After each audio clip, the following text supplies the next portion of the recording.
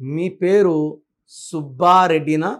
So ఈ సుబ్బారెడ్డి అనే పేరులో ఈ కాంపౌండ్ నంబర్ 16వ నంబర్ ఉంది. 16 అనేది the most dangerous number in numerology. 1 సూర్యుడు, 6 శుక్రుడు. ఈ సూర్యుడికి శుక్రుడికి పడదు.